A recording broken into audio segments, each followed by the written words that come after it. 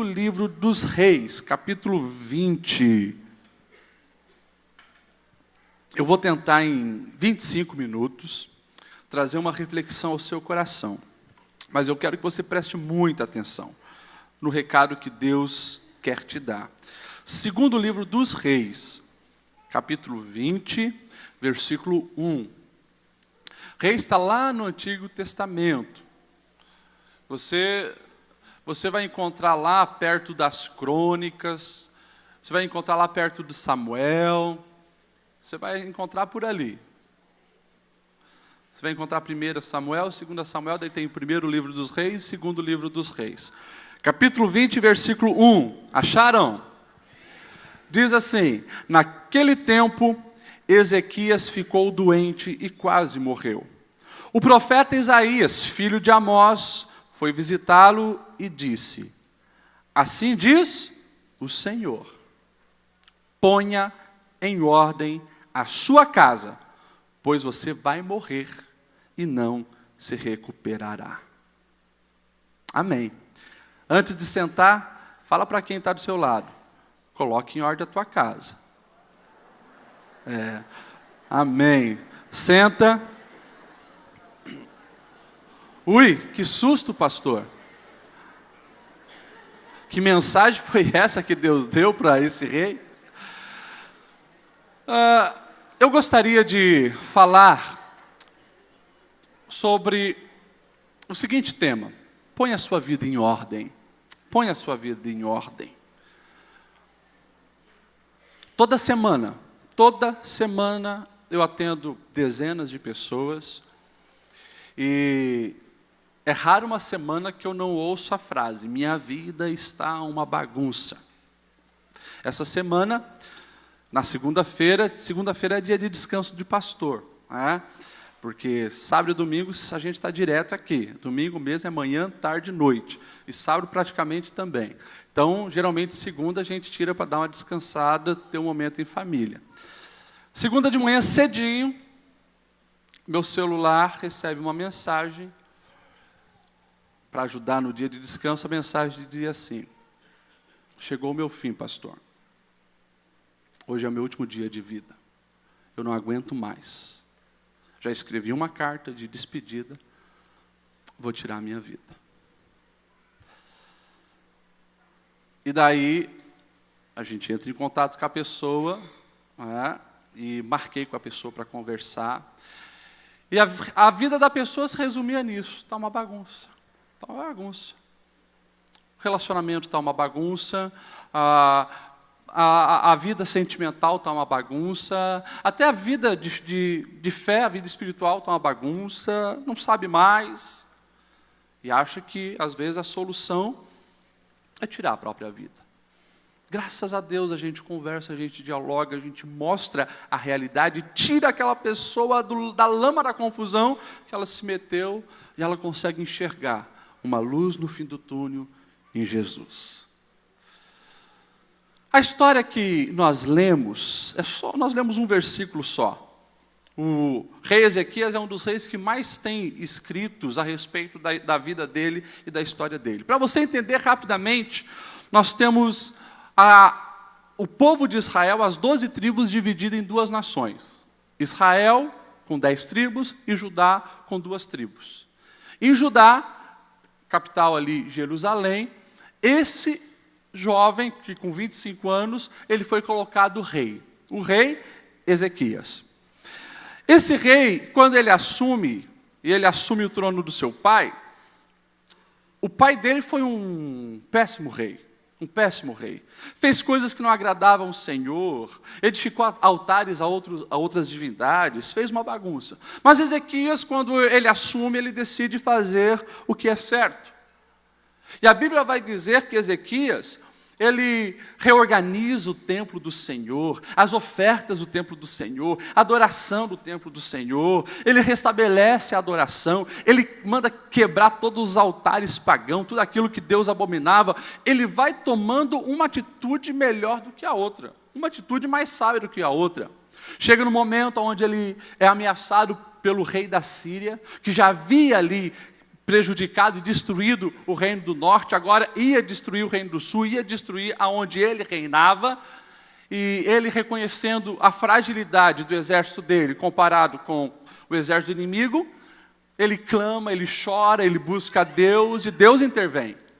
Se nós olharmos para a palavra, e depois você pode ali fazer as suas leituras, no capítulo 19, ainda de 2 Reis, verso 35, nós vamos ver o que acontece quando Deus intervém na guerra. E o versículo diz, naquela noite o anjo do Senhor saiu e matou 185 mil homens no acampamento assírio. Imagine isso.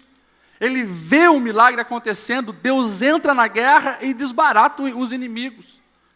Ele adora a Deus, celebra a Deus, e chega um momento onde ele está com 39 anos de idade, e ele recebe essa mensagem.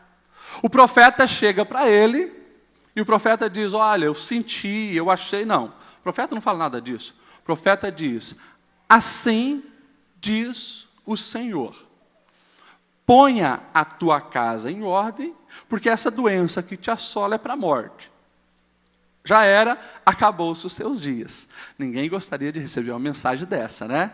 Essa profecia a gente não quer. Imagine, 39 anos, entrando nos quarentão. Quantos aqui estão nos quarentão?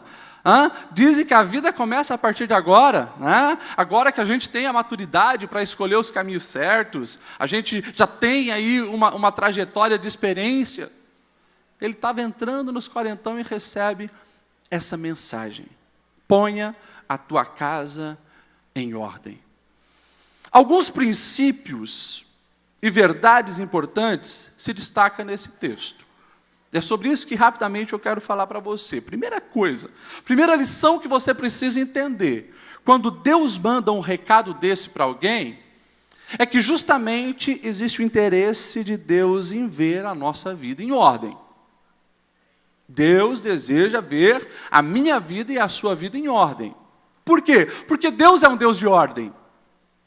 Lá no início, já na criação, a terra era sem forma e vazia, até que Deus começa a intervir e começa a criar ordem, né? E surge um mundo maravilhoso.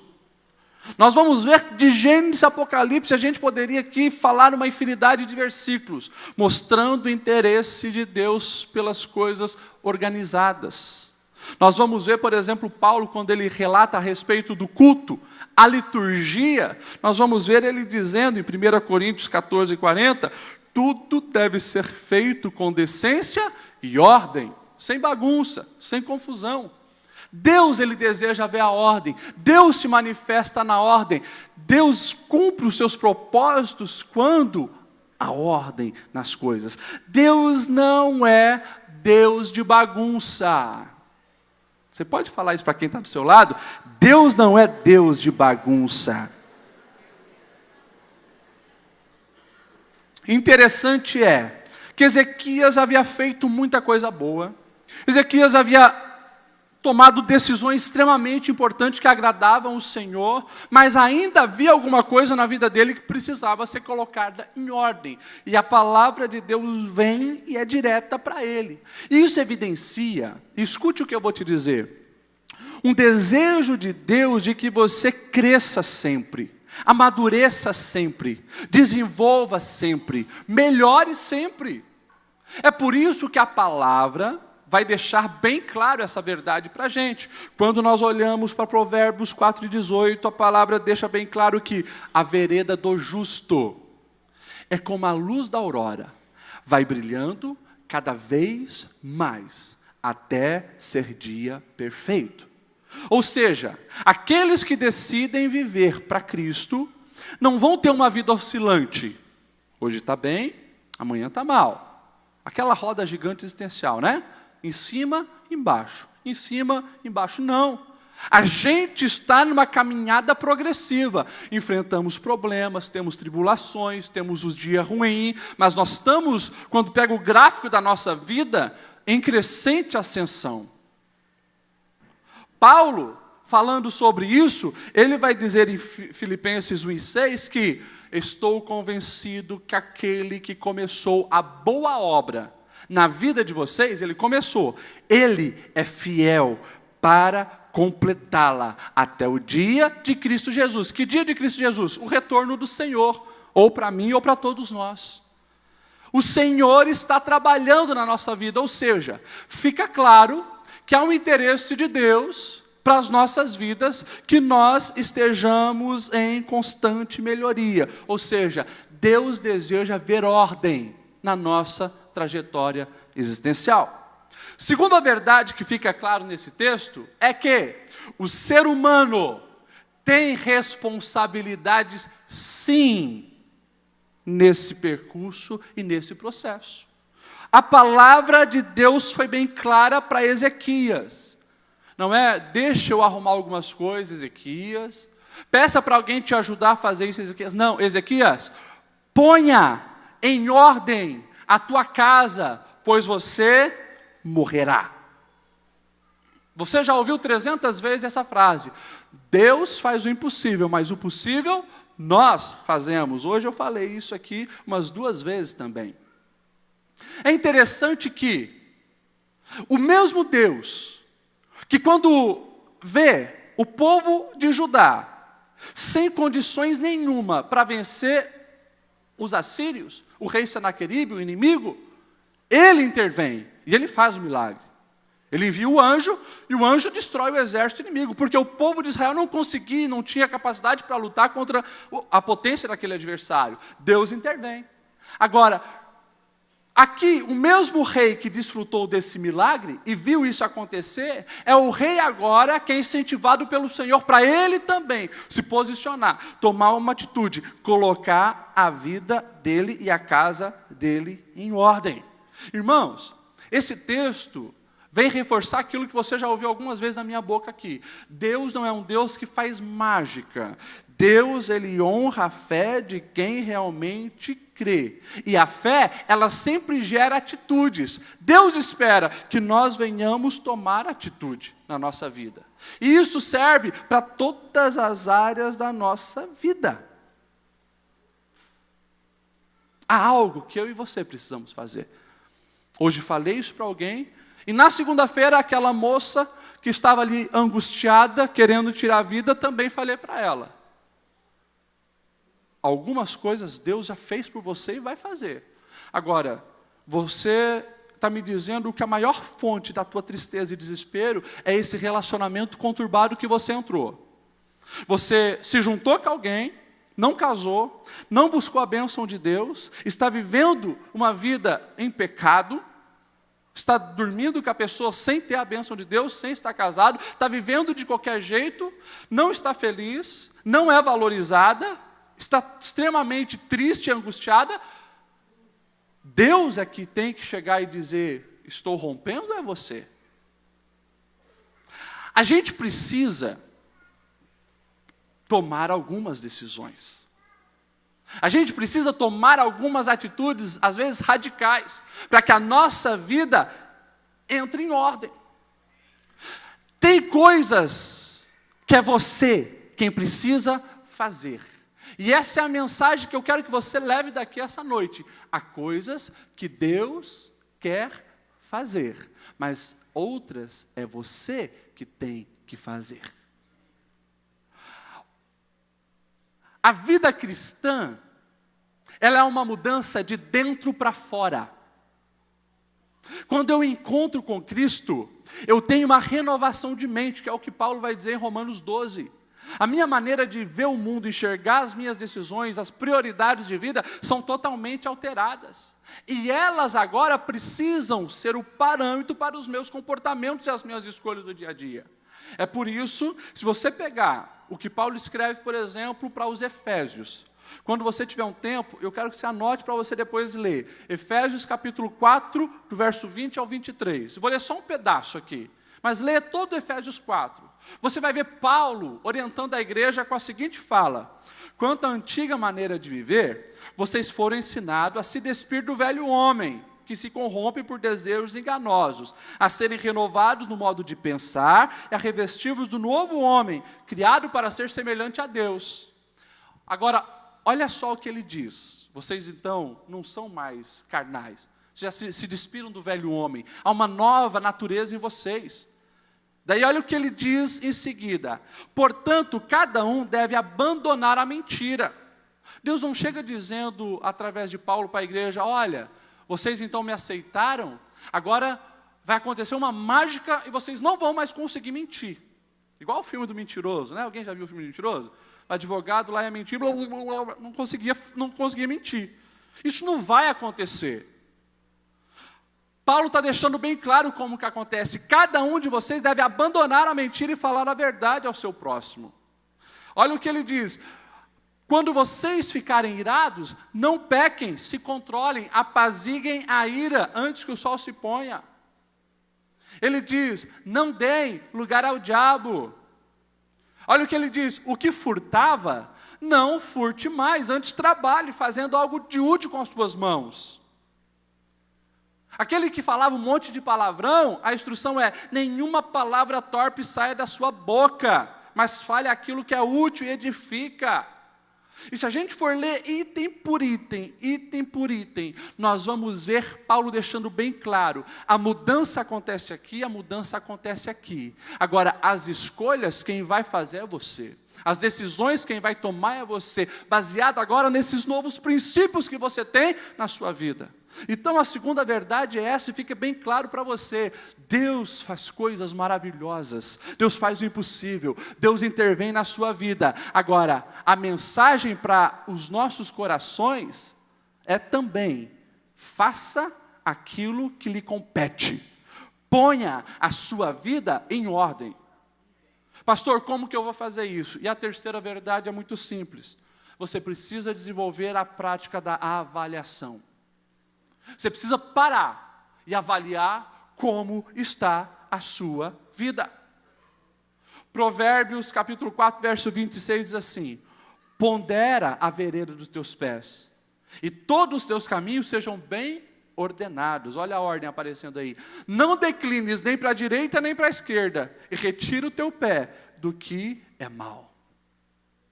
Quando eu falo em fazer uma avaliação da nossa caminhada, duas coisas eu preciso aqui falar. Uma é fazer autoavaliação e fazer a avaliação do alto. Ou seja, eu preciso primeiro me autoexaminar, me autoavaliar.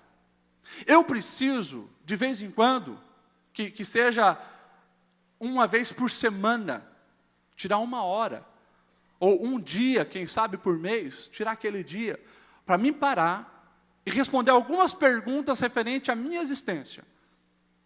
Eu preciso parar e avaliar como é que está a minha vida e a minha caminhada. Eu preciso responder a pergunta, você tem vivido, Lediel, os sonhos de Deus para a sua vida? Você tem vivido o que Deus projetou para você viver? Eu preciso refletir. Você está sendo um marido melhor do que era 5 anos atrás? Nesse estilo de vida que você tem vivido?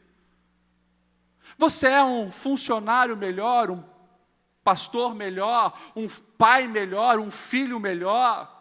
Você está em constante crescimento? Eu preciso parar, eu preciso avaliar a minha vida. Sabe por que eu preciso avaliar? Porque eu só resolvo problemas, eu só consigo corrigir os problemas que eu detectei. O problema, e eu tenho falado isso sempre aqui, infelizmente a vida passa e as pessoas não estão se tocando, que todos nós temos um fim. Todos nós temos um fim. E no ativismo do dia a dia, se para pensar muito pouco a respeito da vida, dos caminhos da nossa existência. Mas hoje, o Senhor te faz lembrar.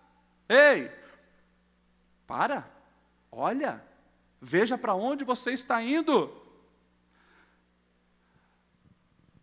O povo, quando sai do cativeiro, e eles podem voltar para a sua terra, eles começam a reconstruir a cidade de Jerusalém, as suas casas e assim por diante. E daqui a pouco, eles começam a se perguntar o que está acontecendo de errado. E daí o Senhor levanta um profeta chamado Ageu, depois você vai na Bíblia e lê o livro de Ageu, um livro bem pequeno. Mas você vai ver a seguinte cena, as pessoas plantavam muito, colhiam pouco. Elas Pegavam o dinheiro e era como se colocasse num saco furado. Não via o resultado daquilo ali. Daí o Senhor levanta o profeta para dizer: ei, vocês estão assim, vocês estão assim, vocês estão assim. Fazem, não vê resultado, é isso? Coloca o dinheiro, parece que está colocando no saco furado. Planta e não colhe. Ei, reconsidere o vosso caminho. Ageu capítulo 1. Palavra de Deus é essa: reconsidere o vosso caminho. Para pensar o tipo de vida que vocês estão vivendo. Porque o povo tinha se esquecido de Deus. Eles estavam só preocupados com ele mesmos. E não colocaram Deus em primeiro lugar. Então a palavra foi essa. Na famosa história que Deus vai falar do seu amor para com a humanidade, você já ouviu a história do filho pródigo. Todos nós conhecemos. O filho que despreza o pai e diz: me dá a herança, eu quero ir embora, tchau, não me interessa ficar cuidando de você, e desrespeita o pai, vai. A Bíblia diz que ele gasta todo o dinheiro vivendo de maneira dissoluta, vivendo de maneira irresponsável. O único emprego que depois ele encontra quando vem a crise para sustentar é cuidar de porcos. Ou seja, é o fundo do poço para os judeus que consideram o porco um animal imundo. Está lá ele no meio da lama, no meio dos porcos, e ele tenta comer um pouco das bolotas que os porcos comiam, e o chefe dele nem aquilo dava para ele. Estava numa miséria. Mas lá na miséria, esse menino, esse jovem, ele faz isso aqui. Precisou chegar no fundo do poço para avaliar a vida. Mas ele começa a olhar ao seu redor, e ele lembra da casa do pai. E ele chega numa conclusão depois de avaliar: até o menor dos empregados da casa do meu pai está melhor que eu. Que decisão estúpida que eu tomei. Mas o bom é que ele não fica só na avaliação. Ele vai para os próximos passos. Ele planeja uma solução, ele toma uma decisão, e ele volta para a casa do pai, e ali vê a vida reconstruída. Nós precisamos aprender a avaliar a nossa vida. E isso é fazer uma autoanálise. E como eu falei também, fazer uma análise do alto. Pegar a minha vida e comparar com as propostas de Deus. Pegar a palavra e ver como Deus quer que eu viva. Isso é fazer uma avaliação do alto. Algo que nós precisamos. Pastor, o senhor está falando de que área? É da família? Porque a mensagem para Ezequias foi: põe a tua casa em ordem. Também. Mas eu estou falando da tua vida espiritual. Estou falando da tua vida espiritual. Eu estou te incentivando, instigando você a avaliar a sua vida espiritual. Que história é essa de viver uma mediocridade na vida espiritual? Poxa, você está vindo aqui 3 anos seguidos, 4 anos seguidos, 10 anos seguidos, e continua do mesmo jeito. E ainda não recebeu o Espírito Santo, o batismo no Espírito Santo, não desenvolveu os dons, não está abençoando nenhuma vida, não está frutificando. Analisa. Eu estou dizendo sim para você avaliar a sua vida familiar.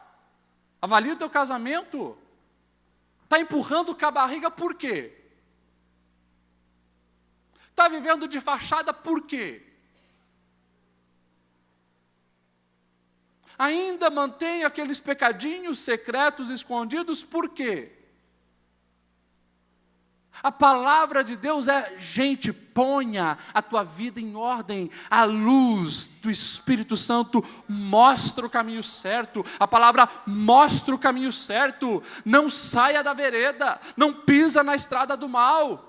Anda no caminho certo. Mas não se conforme em viver uma mediocridade de vida. Deus tem muito mais para cada um de nós. Eu quero instigar você a avaliar a sua vida de pai e mãe. E também a tua vida de filho. Ah não, pastor, mas eu já sou adulto. Teus pais são vivos, avalia a tua vida de filho. Como você tem lidado com as pessoas que te amam, que você ama, que são teus? Pastor, não tem dado para sentar com os meus filhos e falar dos teus caminhos. Pastor, não tem dado para sentar na minha casa e fazer um culto doméstico e mostrar ali os propósitos de Deus. Não tem dado tempo, pastor. Avalia o teu caminho. Avalia a tua família. Se você não avaliar, você não vai detectar os problemas, não vai conseguir solucionar e, infelizmente, vai caminhar para o abismo. Peça a ajuda de Deus. Davi, na sua oração do Salmo 139, diz: sonda-me, ó Deus, conhece o meu coração, prova se há em mim algum caminho mau, prova as minhas inquietações e guia-me pelo caminho do bem. A palavra, ela vai mostrar o que está de errado na nossa vida. É por isso que o próprio Davi, no Salmo 119, verso 105, ele diz: lâmpada para os meus pés é a tua palavra, luz para o meu caminho. Ela mostra aonde eu devo pisar. A história vai dizer, eu vou correr para a gente concluir, que quando Ezequias ouve essa dura mensagem de Deus: põe em ordem a tua casa, porque morrerás, sabe o que ele faz? Ele se desespera. Ele vira para o lado, ele chora desesperado, e pede misericórdia: Senhor, mas eu tenho feito tudo certo, eu tenho tomado as decisões certas, eu tenho aniquilado a idolatria. E o Senhor teve misericórdia dele, e antes que o profeta fosse longe, Deus falou para Isaías: volta lá, Isaías, volta lá, fala para ele que eu ouvi a oração dele, porque foi de coração. Fala para Ezequias que eu vou dar mais 15 anos de vida para ele. 15 anos de vida, era para ele morrer com 39, mais 15 anos de vida no lucro. Só que quando nós lemos a história de Ezequias, nós vamos ver que ele se ensoberbeceu, ficou orgulhoso, e não tomou uma das principais atitudes, que era ensinar a sua casa sobre o Senhor. A principal atitude, o mandamento de Deus é: põe em ordem a tua casa, Ezequias. Está ganhando mais 15 anos, olha só, teve crédito, dá tempo, corre atrás do prejuízo. Só que Ezequias não fez. O texto vai dizer que quando ele morre com 54 anos, é isso? Quando ele morre com 54 anos, o filho dele tinha 12 anos e, por ser da linhagem real, vai assumir o trono. Manassés. Quantos anos ele ganhou de vida? Quantos anos o filho dele tinha quando ele morre e o menino assume o trono? Passou 3 anos, nasceu um filho. Esse filho cresce com o coração corrompido. Quando o pai morre, esse menino faz tudo errado. Ele reergue todos os ídolos que o pai tinha destruído. Ele despreza todos os caminhos certos do Senhor. E atrai a maldição para Judá, a ponto de depois Judá ser destruído. Não colocou em ordem a casa. Não colocou em ordem a vida. E o fim daquela história é terrível. A descendência de Ezequias, infelizmente, fica marcado como aqueles que deram legalidade para a Babilônia destruir Jerusalém e levá-los cativos. A palavra de Deus é clara aos nossos corações hoje. Avalia a sua vida, avalia a sua casa, toma atitudes que você precisa tomar. Há relacionamentos que você precisa desfazer, relacionamentos que estão te conturbando, que estão te destruindo, relacionamentos que estão te levando à infidelidade conjugal, relacionamentos de amizades que têm destruído os princípios de Deus no teu coração. Quem tem que desfazer é você. Amargura guardada, que precisa liberar perdão, quem tem que tomar a decisão é você. Olhar no olho dos filhos, pedir perdão pela negligência na vida espiritual deles, e a partir de agora, caminhar novamente uma vida abençoada, ensinando os caminhos de Deus para ele, é você que tem que tomar essa decisão. Honrar o teu cônjuge, honrar os teus pais, É uma decisão que você que tem que fazer. E daí você se encaixa na proposta de Deus para a nossa vida, que é colocar a nossa vida em ordem. Não seremos perfeitos. Eu quero deixar bem claro isso para você. Deus não quer que você seja perfeito em todas as áreas da sua vida. Deus quer que você, que serve um Deus excelente, busque sempre a excelência. E priorize aquilo que tem valor eterno. Relacionamento com Deus, relacionamento com o próximo. Se coloque em pé. Você está entendendo a mensagem? Amém ou não amém? Pastor, a mensagem hoje está dura. Eu sei. Mas é com o pastor que te ama. Eu falo cada palavra com muito amor. Porque eu, que sou humano, eu não aceito você viver uma porcaria de vida aqui. Triste, angustiado, oprimido, sem sentido. Quanto mais Deus. Quanto mais Deus. Quem é pai aqui, mãe? Levanta a mão. Eu pergunto para você. Você tem feito de tudo para o seu filho ser um perdedor, certo?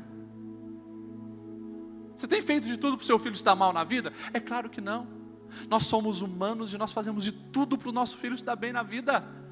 Você acha que Deus que te criou não quer ver você trilhando o caminho da bênção, da prosperidade, do sucesso?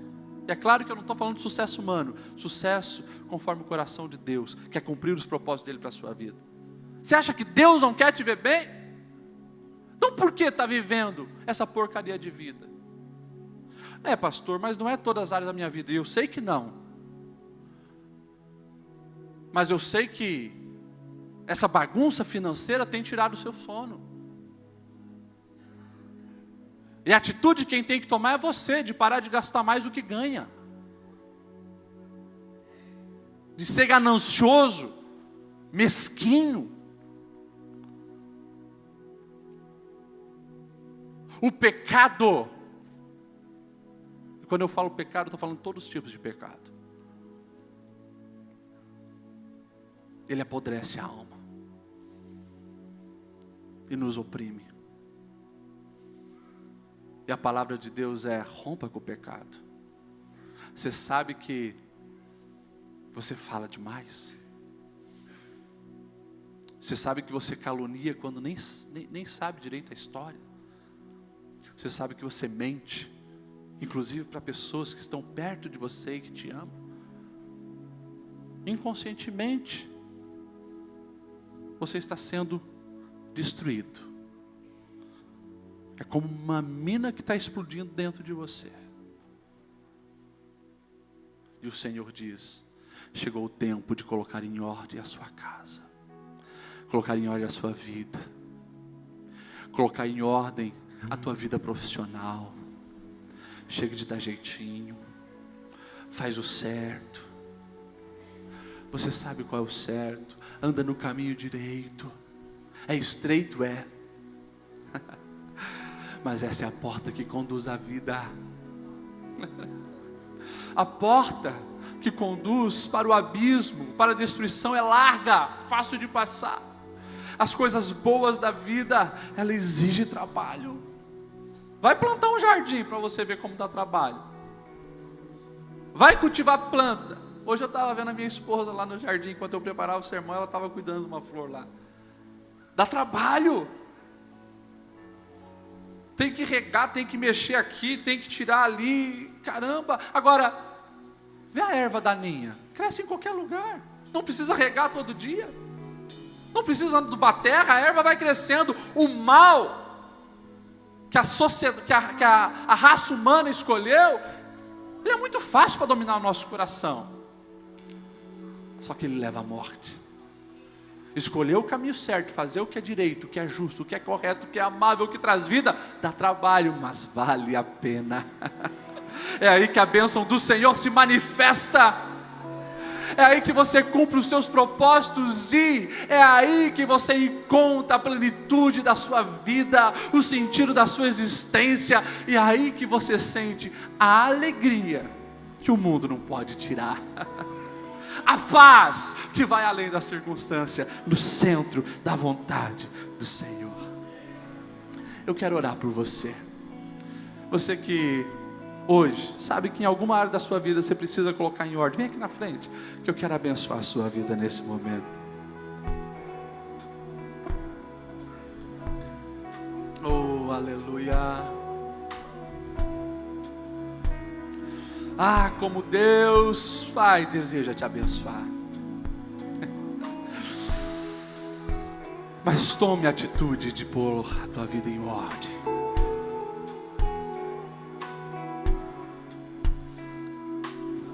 Aleluia. Dá um passinho mais para frente, dá um passinho mais para frente.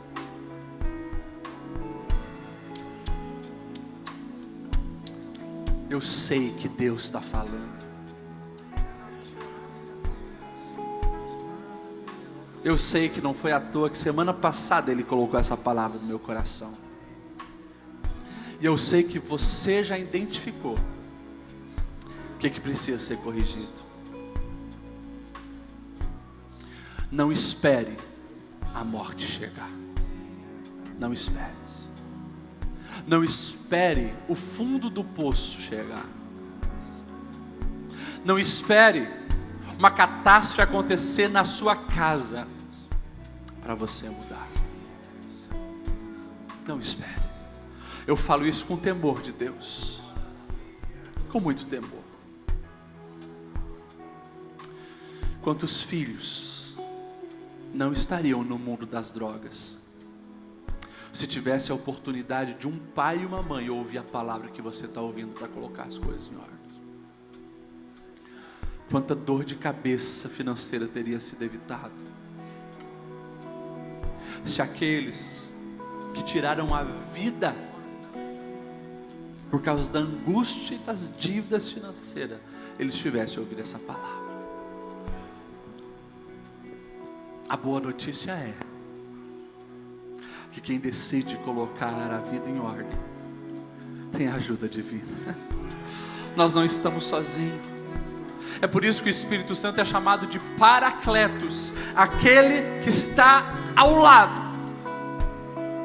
Ele ajuda, ele ilumina, ele incentiva, ele mostra, ele revela, ele fortalece. Se apega ao Espírito Santo. Fecha os seus olhos. Abre o teu coração para Deus. Fala: Senhor, hoje eu estou tomando uma decisão. Eu estou tomando uma atitude. Eu não quero, Senhor, que a minha família termine como a família de Ezequias. Eu não quero, Senhor, que a minha vida termine, Senhor, da pior maneira. Nós tomamos uma decisão de voltar para casa. Senhor, através dessa oração, nós derramamos a nossa vida diante de Ti, reconhecendo que precisamos colocar, Senhor, a nossa vida em ordem. Tantas coisas, Senhor, precisamos mudar. A gente sabe qual é o caminho certo, mas a gente está com o pezinho no caminho errado. Perdoa-nos, Senhor. Nós nos arrependemos e hoje nós voltamos para Ti.